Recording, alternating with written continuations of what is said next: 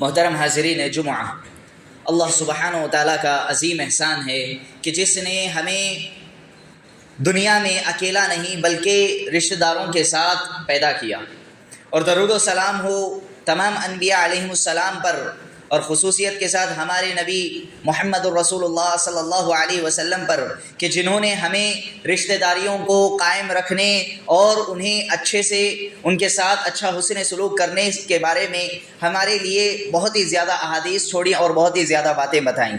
میرے بھائیوں، اللہ سبحانہ و تعالیٰ نے ایک انسان کو دنیا میں اکیلا پیدا نہیں کیا، بلکہ اس کے ساتھ کئی رشتہ داروں کو رکھا۔ جہاں کئی رشتہ داریاں ہیں وہیں پر اللہ سبحانہ و تعالیٰ نے ایک معزز رشتے کو بھی رکھا، جس کے ذریعے سے ہم اس دنیا میں آنکھ کھولتے ہیں، جس کے بغیر زندگی ناممکن سی ہے، جن کے بغیر زندگی ادھوری سے لگتی ہے، اور وہ ماں باپ کا ایک عظیم رشتہ ہے۔ میرے بھائیوں، جہاں اللہ سبحانہ و تعالیٰ نے اپنے حق کا تذکرہ فرمایا، وہیں پر رشتہ داروں سے متعلق، بندوں سے متعلق بھی حقوق رکھے، لیکن ان میں اگر کسی حق کو فوقیت دی ہے تو وہ والدین کا حق ہے۔ اللہ تعالیٰ نے قرآن مجید میں کئی جگہوں پر اس بات کا ذکر فرمایا۔ ایک آیت میں آپ کے سامنے رکھوں، سورۃ الاسراء کی، کہ جس میں اللہ تعالیٰ نے کہا وَقَضَىٰ رَبُّكَ أَلَّا تَعْبُدُوا إِلَّا إِيَّاهُ وَبِالْوَالِدَيْنِ إِحْسَانًا۔ اللہ تعالیٰ نے کہا کہ اللہ تعالیٰ کا یہ فیصلہ ہے، اور تیرے رب نے یہ فیصلہ کر دیا ہے کہ تم اللہ تعالیٰ کے ساتھ کسی اور کو شریک نہ کرو، بس اسی کو خالق، مالک، رازق ہر طرح سے اسی کو بناؤ اور اسی کی عبادت کرو، یہ اس کا حق ہے۔ اور پھر اللہ تعالیٰ نے ساتھ ہی جس حق کو جوڑا وہ والدین کا حق ہے۔ اللہ تعالیٰ نے فرمایا وَبِالْوَالِدَيْنِ إِحْسَانًا، اور والدین کے ساتھ حسن سلوک کرو، والدین کے ساتھ اچھے سے پیش آؤ، والدین کا کہا مانو اور ہمیشہ اس کی خدمت میں لگے رہو۔ میرے بھائیوں، اللہ تعالیٰ نے یہاں تک کہا کہ نبی کریم صلی اللہ علیہ وسلم نے فرمایا کہ رضا الرب فی رضا الوالدین وسخط الرب فی سخط الوالدین۔ اللہ تعالیٰ کی خوشنودی والدین کی خوشنودی میں ہے۔ اگر والدین خوش ہیں بچوں سے تو پھر اللہ تعالیٰ بھی خوش ہو جاتے ہیں، اور اگر وسخط الرب فی سخط الوالدین، اگر والدین ناراض ہو جائیں، بندوں سے، اپنے بچوں سے منہ پھیر لیں، اگر ان سے ناراضگی اختیار کر لیں، تو پھر اللہ تعالیٰ بھی ان سے ناراضگی اختیار کر لیتے ہیں۔ اللہ تعالیٰ بھی ناراض ہو جاتے ہیں ان سے جو اپنے والدین کو نظر انداز کرتے ہیں، اپنے والدین کو خوش نہیں رکھتے۔ میرے بھائیوں، یہی وجہ ہے کہ اللہ کے رسول صلی اللہ علیہ وسلم نے جہاں اللہ تعالیٰ نے قرآن مجید کے اندر اپنے حق کے ساتھ والدین کا حق جوڑا، وہیں پر آپ صلی اللہ علیہ وسلم نے بھی اس چیز کی وضاحت اس اعتبار سے دی کہ ایک صحابی رسول آتے ہیں، پوچھتے ہیں کہ یا رسول اللہ من احق الناس بحسن صحبتی، کہا کہ اللہ کے رسول، میری حسن صحبت، میری حسن اخلاق کے سب سے زیادہ مستحق کون ہے؟ میں ایک بحیثیت مسلمان ہر ایک کے ساتھ حسن سلوک کرنا ہے، آپ سے بھی کرنا ہے، آپ سے بھی کرنا ہے، آپ سے بھی کرنا ہے، اچھے سے اچھے رویے اختیار کرنا ہے، لیکن ان میں سب سے زیادہ اچھے سلوک کا مستحق کون ہے؟ سر فہرست کون ہے؟ سب سے اوپر کون آنا چاہیے؟ کس کی بات کو کبھی نہ ٹالی جائے؟ کون ہے جس کو ہم ہمیشہ اوپر رکھنا چاہیے؟ جب یہ پوچھا گیا تو آپ صلی اللہ علیہ وسلم نے فرمایا قال امک، کہا کہ تمہاری ماں۔ پھر اس صحابی نے پوچھا ثم من، اے اللہ کے رسول پھر کون ہے؟ دوسرا نام بھی بتا دیں تاکہ ان کو بھی ان سے متعلق بھی ہم چوکن نہ رہیں۔ آپ صلی اللہ علیہ وسلم نے کہا کہ امک، پھر کہا کہ تمہاری ماں۔ پھر سے پوچھا اے اللہ کے رسول ثم من، پھر کون؟ تو اس وقت آپ صلی اللہ علیہ وسلم نے کہا امک، تمہاری ماں۔ اور پھر صحابی پوچھ رہے ہیں کہ ثم من، تو آپ صلی اللہ علیہ وسلم فرماتے ابوک، کہتے ہیں کہ تمہارے باپ۔ یہاں پر والدین میں بھی والدہ کا درجہ اونچا دیا گیا ہے، ماں کا درجہ اونچا دیا گیا، اور پھر اس کے بعد باپ کو رکھا گیا۔ لیکن اس حدیث کو اٹھا کر کے دیکھیں، والدین سب سے پہلے سر فہرست سے رکھا گیا ہے۔ نبی کریم صلی اللہ علیہ وسلم نے کہا کہ اگر سب سے زیادہ حسن سلوک کے اگر کوئی مستحق ہے تو یہی وہ والدین ہیں۔ میرے بھائیوں، احادیث مبارکہ اٹھا کر کے دیکھیں، ایک ایک کر کے میں آپ کے سامنے تھوڑا کر کے کچھ پوائنٹس میں آپ کے سامنے رکھوں۔ اگر ہم والدین کے ساتھ حسن سلوک کرتے ہیں، ان کے ساتھ اچھے سے پیش آتے ہیں، اچھا رویہ اختیار کرتے ہیں، تو یہ تمام اعمال میں افضل عمل میں سے، تمام اعمال میں افضلیت کا حامل عمل ہے۔ جیسا کہ حدیث میں آتا ہے، ابن مسعود رضی اللہ عنہما فرماتے ہیں کہ انہوں نے ہی، ابن مسعود رضی اللہ عنہما کہتے ہیں کہ سألت النبی صلی اللہ علیہ وسلم، میں نے آپ صلی اللہ علیہ وسلم سے پوچھا کہ ای العمل احب الی اللہ، اے اللہ کے رسول، اعمال تو بہت ہیں لیکن سب سے زیادہ پسندیدہ عمل اللہ تعالیٰ کے نزدیک کون سا ہے؟ بہت سارے اعمال ہیں، لازمی طور پر بہت ساری نیکیاں ہیں، اللہ تعالیٰ کو خوش کرنے کے لیے بہت ساری نیکیاں ہیں، لیکن سب سے پسندیدہ عمل کون سا ہے؟ تو آپ صلی اللہ علیہ وسلم نے کہا الصلاۃ علی وقتہا، کہا کہ نماز کو اس کے وقت میں ادا کرنا، 5 وقتہ نمازوں کو اس کے وقت میں ادا کرنا، یہ اللہ تعالیٰ کے نزدیک سب سے زیادہ محبوب عمل ہے۔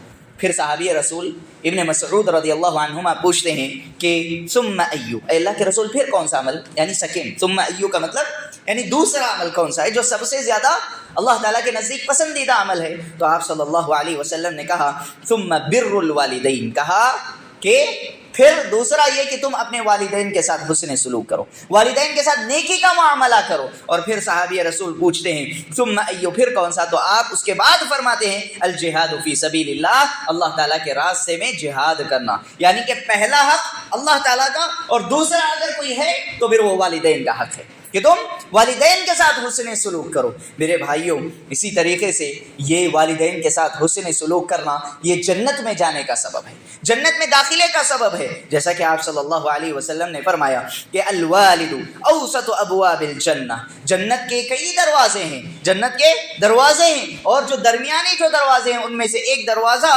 والد کا دروازہ ہے، باپ کا دروازہ ہے۔ کہا کہ فَإِن شِئْتَ فَأَضِعْ ذَلِكَ الْبَابَ أَوْ احْفَظْهُ، کہا کہ اگر تم چاہو تو اسے ضائع کر دو، اگر تم چاہو تو اس کی حفاظت کر لو۔ ہر ایک کی زندگی میں باپ موجود ہے، چاہے تو وہ اس کے ساتھ حسن سلوک کر کے اس کی حفاظت کر لے، کس کی؟ اس جنت کے اس دروازے کی، تاکہ اس سے اپنے آپ کو داخل کر سکے، یا پھر بد سلوکی کر کے ان کی نافرمانی کر کے اس جنت کے دروازے کو ضائع کر لے۔ یہ نبی کریم صلی اللہ علیہ وسلم نے کہا۔ میرے بھائیوں، اسی طریقے سے جہاد فی سبیل اللہ، اللہ تعالیٰ کے راستے میں مرنا کٹنا، اس سے بھی زیادہ افضل عمل کون سا ہے؟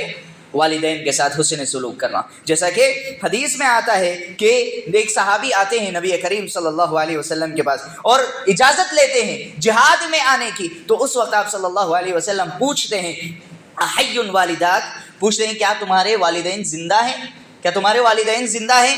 تو صحابی رسول کہتے ہیں کہ ففیہما فجر، تو کہتے ہیں کہ نعم، وہ کہتے ہیں کہ ہاں اللہ کے رسول موجود ہیں، والدین ابھی باحیات ہیں۔ تو اس وقت آپ صلی اللہ علیہ وسلم کہتے ہیں ففیہما فجاہد، کہتے ہیں کہ تم جاؤ ان کے ساتھ فرما برداری کرو، یہی اس کا ثواب ہے۔ یعنی کہ آپ صلی اللہ علیہ وسلم نے جہاد کو والدین کے ساتھ حسن سلوک کرنے سے قائم مقام قرار دے دیا، یعنی جہاد فی سبیل اللہ نہیں، اس سے پہلے تم والدین کی خدمت کرو، والدین کی فرما برداری کرو، ان کے ساتھ حسن سلوک کرو۔ میرے بھائیوں، یہ جو والدین کے ساتھ حسن سلوک کرنا ہے، یہ اللہ تعالیٰ نے انبیاء علیہ السلام کو کیوں بھیجا؟ تاکہ تمام انبیاء اپنے امتیوں کو بتا سکے کہ اللہ تعالیٰ کے کیا حقوق ہیں، بندوں کے کیا حقوق ہیں، اسی لیے تو آئے تھے۔ تو ذرا دیکھیں انبیاء علیہ السلام کی صفات کیا تھی۔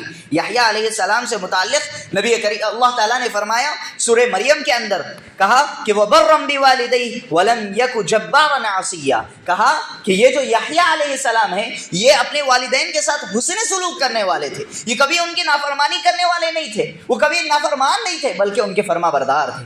اسی طریقے سے عیسیٰ علیہ السلام سے متعلق بھی سورہ مریم کے اندر ذکر فرمایا کہ وَبَرًّا بِوَالِدَتِي وَلَمْ يَجْعَلْنِي جبارا شقیہ، عیسیٰ علیہ السلام نے کہا کہ میرے والدہ کے ساتھ حسن سلوک کرنا مجھے سکھایا گیا ہے اور میں وہ کرتا ہوں۔ ولم یجعلنی جبارا شقیہ، مجھے ان پر سخت یا ان کا نافرمان بنا کر کے نہیں بھیجا گیا۔ یہ انبیاء علیہ السلام کی صفات میں سے ہے، ہمیں بھی چاہیے کہ ہم ان صفات کو اپنانے کی کوشش کریں۔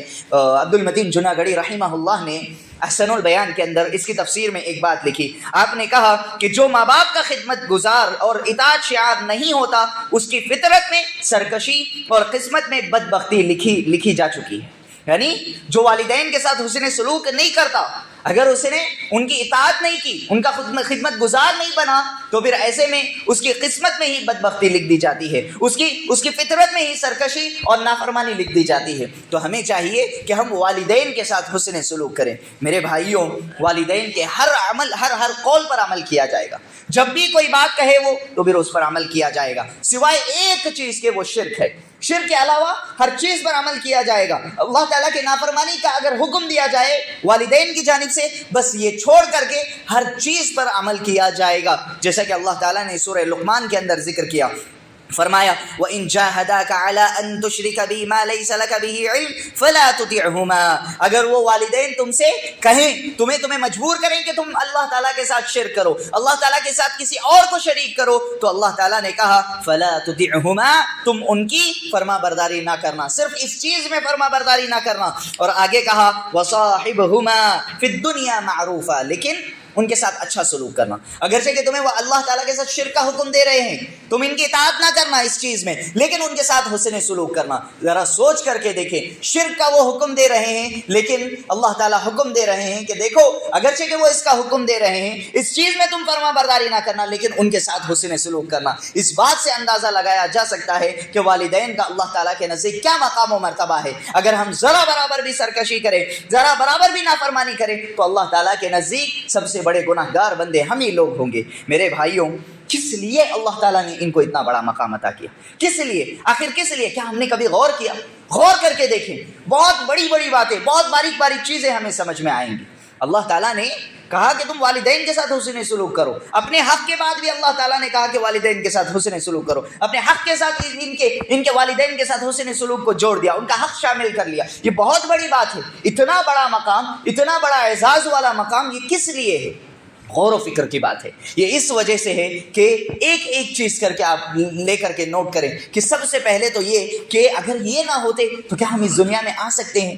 یہی تو ہے ذریعہ جن کے ذریعے سے ہم دنیا میں آئے۔ سب سے پہلی چیز اللہ تعالیٰ نے کہا کہ وَإِذْ أَخَذَ رَبُّكَ مِن بَنِي آدَمَ مِن ظُهُورِهِمْ ذُرِّيَّتَهُمْ، کہا کہ جب اللہ تعالیٰ نے تمہارے باپ آدم علیہ السلام، بنی آدم سے متعلق کہا کہ تمہارے رب نے تمہارے باپ بنی آدم علیہ السلام اور اسی طریقے سے ساری ذریت کو ان کے باپ کی پیٹوں سے نکالا ہے، یعنی پیٹ میں، باپ کی پیٹ میں تم نطفے کی شکل میں تھے اور پھر اسے نکال کر کے ماں کے رحم تک پہنچایا گیا۔ یہ اللہ تعالیٰ نے کیا، یہ اللہ تعالیٰ کی قدرت ہے۔ بے شک یہی تو ذریعہ بن رہے ہیں، ماں باپ ہی تو ذریعہ بن رہے ہیں۔ اور پھر کبھی اٹھا کر کے دیکھیں ان آیات کو، کس طرح سے اللہ تعالیٰ اپنی تخلیق کا مظاہرہ کرتے ہیں، کس طرح سے اپنی تخلیق کو بیان کرتے ہیں، کس طرح سے ہماری پیدائش کو ذکر کرتے ہیں۔ اللہ تعالیٰ نے آگے فرمایا وَيَخْلُقْكُمْ فِي بُطُونِ أُمَّهَاتِكُمْ خَلْقًا، اور پھر ہم نے تمہیں تمہاری ماں کے پیٹ میں رکھا۔ اور اسی طریقے سے باپ اپنے نطفے کے ذریعے سے ماں کے رحم تک پہنچاتا ہے اور ماں اسے باقاعدہ طور پر 9 مہینے تک اپنی کوکھ میں رکھتی ہے۔ اور ہم سب کو پتہ ہے کہ والدین ہمارے لیے کس طرح سے بچپن سے لے کر بڑے ہونے تک اور مرنے تک بھی اگر وہ ساتھ ہیں بإذن اللہ تو پھر کتنا زیادہ ہمارے لیے انتھک محنت کرتے ہیں، ہم سب جانتے ہیں، کیسی فکر رکھتے ہیں سب جانتے ہیں۔ لیکن اس سے قبل ذرا سوچ کر کے دیکھیں ان کی رات کی نیندیں، اس 9 ماہ کی مدت میں جو ماں اپنے پیٹ میں بچے کو رکھتی ہے اس پر اس کا کیا حال ہوتا ہوگا۔ ہر روز ایک چیز، ہر روز ایک درد، ہر طرح کا درد وہ سہتی ہوتی ہے۔ اور پھر جب 9 مہینے کمپلیٹ ہوتے ہیں تو پھر اس کے بعد اس بچے کو دنیا میں بھیجنے کے لیے، دنیا میں آنکھ کھولنے کے لیے ایک اور درد سہتی ہے جس کا بدلہ کبھی بھی اس کا چکا نہیں سکتے۔ سبحان اللہ۔ اللہ تعالیٰ نے فرمایا وَوَصَّيْنَا الْإِنسَانَ بِوَالِدَيْهِ، کہا کہ ہم نے بنی آدم کو، انسان کو یہ وصیت کی ہے، یہ وصیت ہے اللہ تعالیٰ کی جانب سے، کہا کہ وہ اپنے والدین کے ساتھ حسن سلوک کرے، اور کہا حَمَلَتْهُ أُمُّهُ وَهْنًا عَلَى وَهْنٍ، اس کی ماں نے اسے درد پر درد سہا۔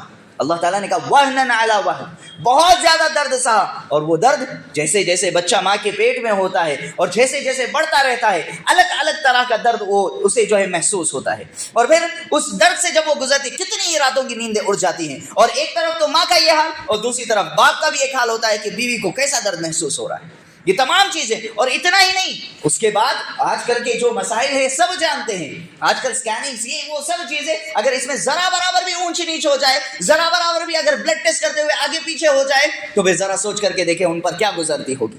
یہ آج ہم اچھے طریقے سے محسوس کر سکتے ہیں۔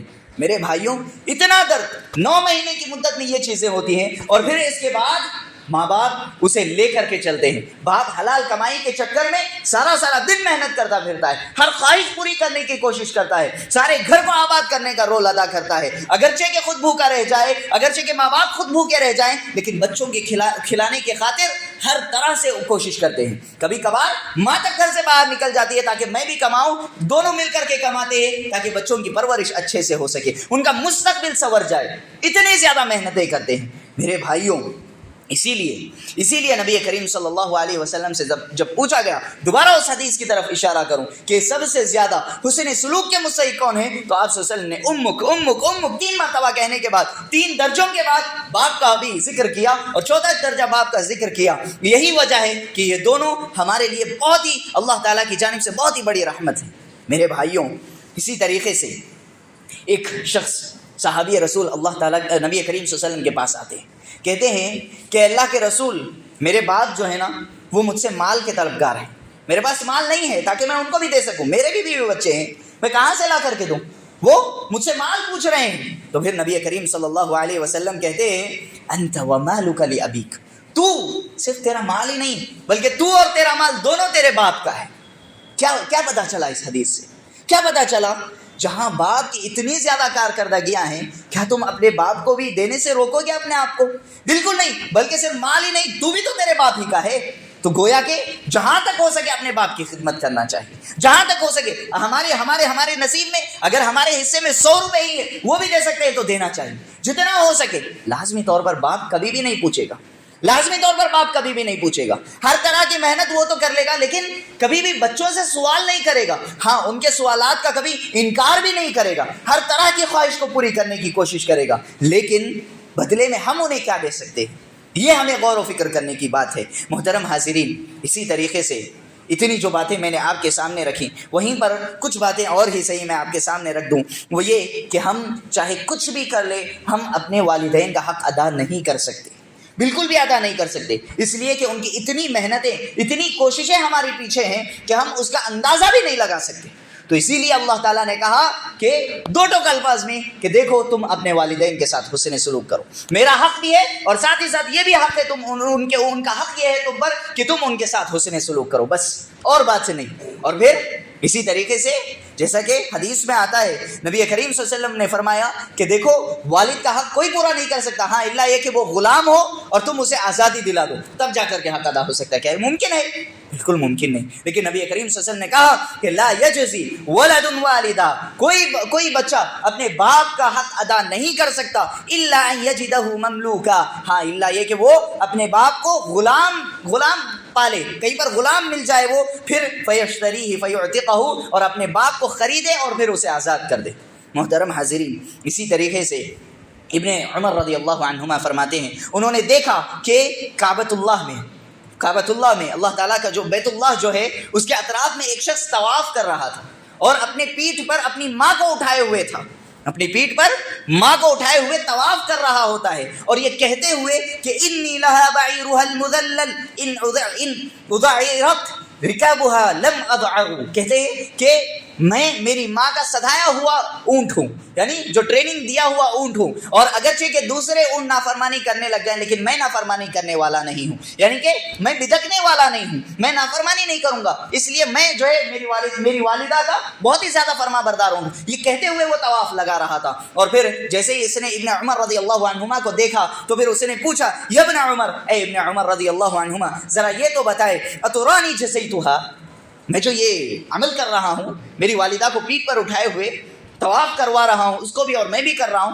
اور یہ جو اذیت میں اٹھا رہا ہوں، یہ جو تکلیف میں برداشت کر رہا ہوں، کیا میں نے اس کا حق ادا کر دیا؟ کیا میں نے اس کا حق ادا کر دیا؟ تو پھر ابن عمر رضی اللہ عنہما کہتے ہیں لا ولا بصفرۃ واحدہ، کہا کہ ہرگز نہیں، حتیٰ کہ اس کی ایک آہ کا بھی تم نے حق ادا نہیں کیا، یعنی جو آہ ماں نے اپنے پیٹ میں رکھتے ہوئے تمہیں کہا تھا، جو درد کے مارے اس نے جو آواز نکالی تھی، اس کا بھی تم نے حق ادا نہیں کیا۔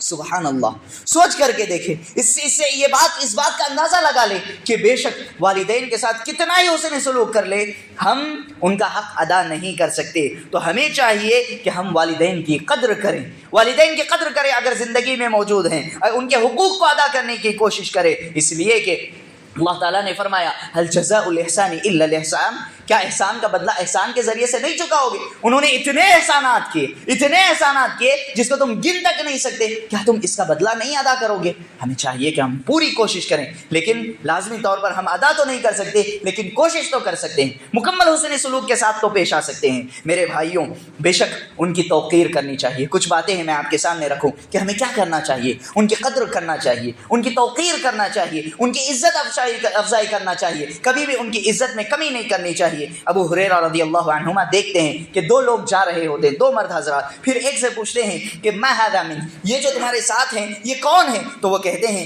کہ ابھی، وہ کہتے ہیں کہ یہ میرے والد محترم ہیں، میرے باپ ہیں۔ تو اس وقت ابو ہریرہ رضی اللہ عنہ انہیں نصیحت کرتے ہیں، کہتے ہیں کہ لا تسمہ باسمہ ولا تمشی امامہ ولا تجلس قبلہ، کہا کہ تم ان کے نام سے نہ پکارا کرو، تم انہیں نام لے کر کے نہ پکارا کرو، ولا تمشی امامہ، ان سے آگے نہ چلا کرو، ان سے ایک قدم بھی نہ بڑھاؤ، ولا تجلس قبلہ، اور ان کے بیٹھنے سے پہلے تم نہ بیٹھو۔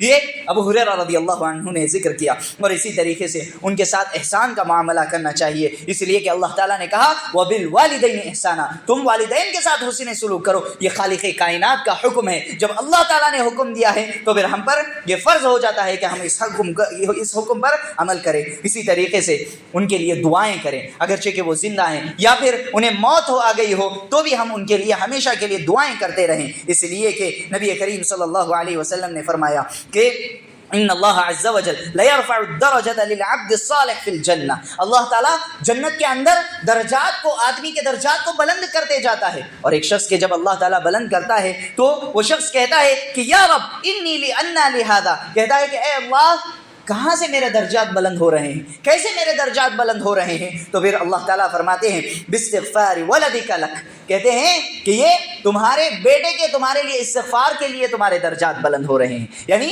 تمہارے بیٹے کے، جو تمہاری اولاد نے تمہارے لیے جو دعائیں کی ہیں اس کے نتیجے میں تمہارے درجات کو بلند کیا جا رہا ہے۔ تو اللہ تعالیٰ نے نبی کریم صلی اللہ علیہ وسلم کی زبان یہ خوشخبری دی ہے کہ جن کے والدین باحیات نہیں ہیں ان کے لیے موقع ضائع نہیں ہوا، بلکہ ان کے لیے دعائیں کریں، اس کے ذریعے سے اللہ تعالیٰ ان کے درجات کو بلند کرتا جائے گا۔ سبحان اللہ، میرے بھائیوں، اللہ تعالیٰ نے بھی حکم دیا، وقل، کہا کہ اے لوگو سن لو، تم دعائیں کرو، رب ارحمہما کما ربیانی صغیرا، تم دعائیں کرو اللہ تعالیٰ کے آگے کہ اے ہمارے رب تو ان پر بھی رحم فرمانا جس طرح انہوں نے ہمیں بچپن پر ہم پر رحم فرمایا تھا۔ میرے بھائیوں، اسی طریقے سے ہمیں دعاؤں کا اہتمام کرنا چاہیے اور جہاں تک ہو سکے ان پر خرچ کرنا چاہیے۔ ہمارے جو مال کے اگر کوئی مستحق ہیں تو سب سے پہلے ہمارے والدین ہیں، تو ہمیں چاہیے کہ ہم زیادہ سے زیادہ ان پر خرچ کریں۔ اسی طریقے سے ان کے آگے اپنے کندھوں کو جھکائے رکھیں، کبھی بھی ان کے آگے اپنی آواز کو بلند نہ کریں، چاہے کچھ بھی ہو جائے۔ انسان آواز کب بلند کرتا ہے؟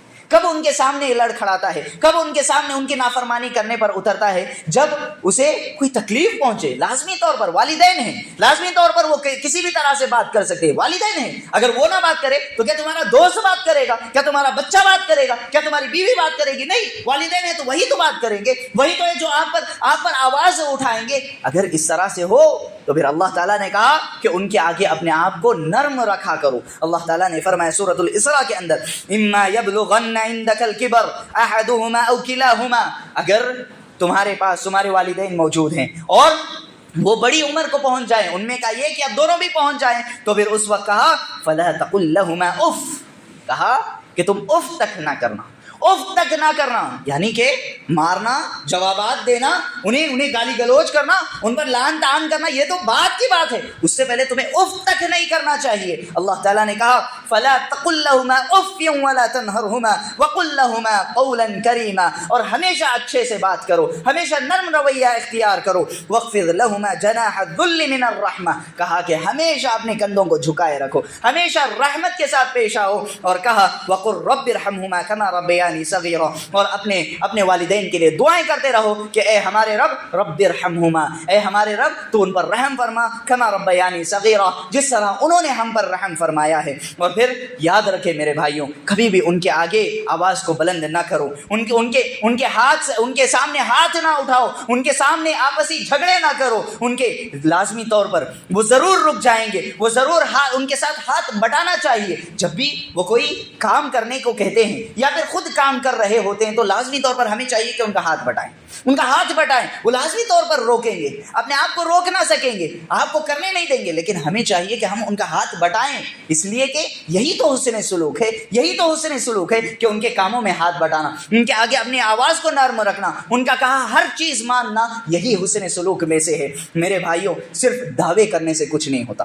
بہت سارے لوگ ہیں وہ جانتے ہیں کہ والدین کی کیا عظمت ہے، وہ جانتے ہیں کہ والدین کے ساتھ کتنا زیادہ حسن سلوک کے ساتھ پیش آنا ہے، وہ جانتے ہیں کہ ان کا کیا مقام و مرتبہ ہے، سب کچھ جانتے ہیں، لیکن جانتے ہوئے بھی وہ ان کے ساتھ ناقدری کرتے ہیں. انہیں ہوش نہیں رہتا, سمجھتے ہیں کہ میں میرے والدین کے ساتھ اچھے سے پیش آ رہا ہوں, میرے والدین کے ساتھ حسن سلوک کر رہا ہوں, لیکن ہوش سے کام لے. صرف دعووں سے کام نہیں چلے گا. بہت سارے لوگ دعوے کرتے ہیں, بہت سارے لوگ اسٹیٹس لگاتے ہیں کہ والدین کے ساتھ حسن سلوک کرنا ہے, بہت سارے لوگ ریلز بناتے ہیں, لیکن حقیقی معنوں میں زندگیوں میں کہیں نہ کہیں ان کی نافرمانی کر رہے ہوتے ہیں. ہمیں چاہیے کہ ہم اس طرح کی نافرمانی سے بچے رہیں. اللہ سبحانہ و تعالیٰ سے دعا ہے کہ اللہ سبحانہ و تعالیٰ جب تک ہمیں اس دنیا میں رکھے, عزت کے ساتھ زندہ رکھے, اور جب خاتمہ ہو تو حسن خاتمہ نصیب کرے. ہمارے والدین کو اس دنیا میں اور آخرت میں خوشیاں نصیب کرے, اور جنت الاعلیٰ میں, جنت الفردوس میں جگہ نصیب کرے. رب ارحمہما کما ربیانی صغیرا. اسی طریقے سے جو مسلمان بیمار ہیں,